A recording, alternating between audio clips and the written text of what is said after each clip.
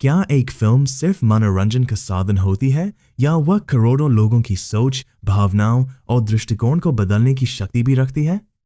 Cinema केवल पर्दे पर दिखाई देने वाली कहानी नहीं होता, बल्कि वह एक ऐसा माध्यम है जो लोगों के मन में गर्व, भय, प्रेरणा और कभी पूर्वाग्रह तक पैदा कर सकता है। इतिहास गवाह है कि दुनिया की कई फिल्मों ने समाज की सोच पर गहरा प्रभाव डाला है।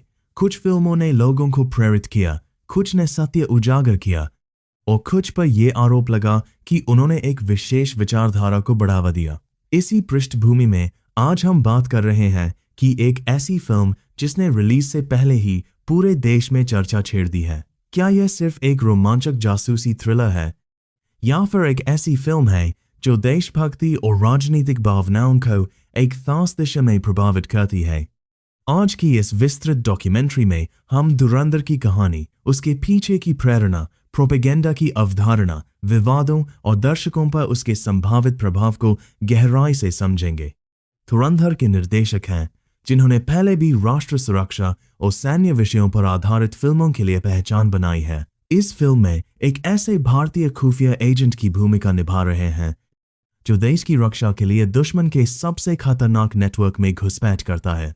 यह किरदार केवल एक जासूस नहीं, बल्कि साहस, बुद्धिमत्ता और त्याग का प्रतीक बनकर सामने आता है।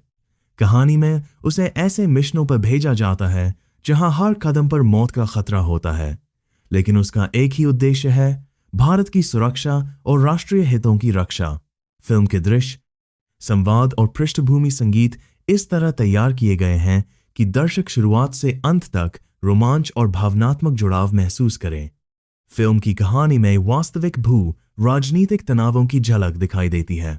भारत की सुरक्षा, सीमा पार आतंकवाद, गुप्त अभियानों और अंतर्राष्ट्रीय रणनीति जैसे विषयों को नाटकीय रूप में प्रस्तुत किया गया है। यही कारण है कि धुरंधर को केवल मनोरंजन के रूप में नहीं, बल्कि एक गंभीर राजनीतिक और भावनात्मक कथा के रूप में भी देखा जा रहा है। दर्शकों के लिए यह एक रोमांचक अनुभव हो सकता है, लेकिन विश्लेषकों के लिए यह इस बात का अध्ययन भी है कि सिनेमा किस तरह राष्ट्रीय भावनाओं को प्रभावित करता है।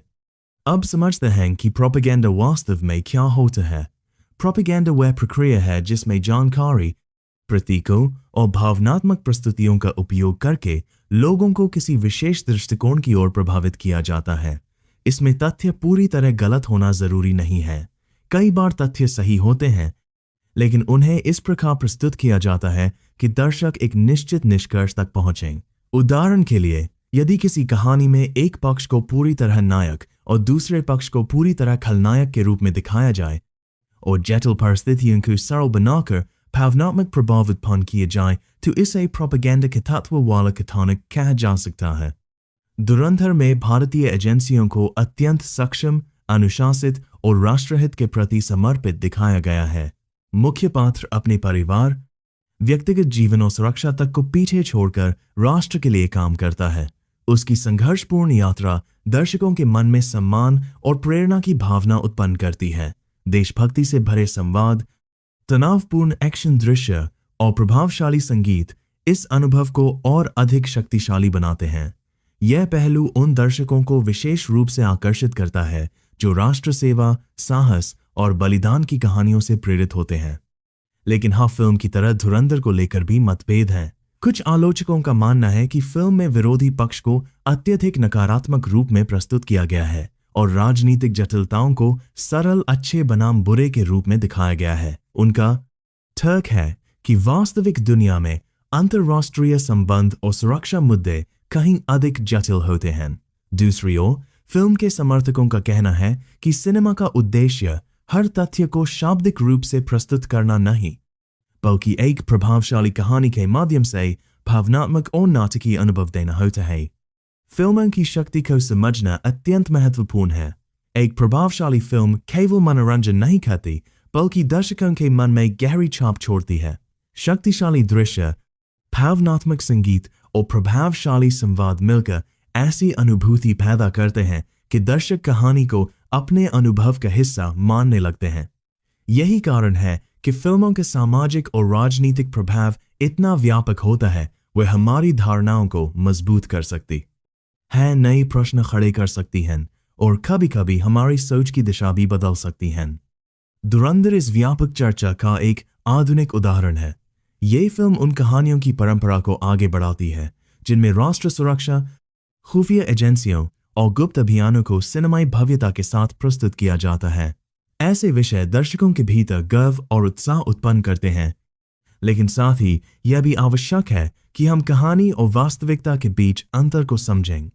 सिनेमा का प्रभाव शक्तिशाली होता है, इसलिए एक जागरूक दर्शक के रूप में हमें हर फिल्म को खुले मन और आलोचनात्मक दृष्टि से देखना चाहिए। तो आखिर निष्कर्ष क्या है? क्या धुरंधर एक महान देशभक्ति फिल्म है या एक प्रभावशाली प्रोपेगेंडा?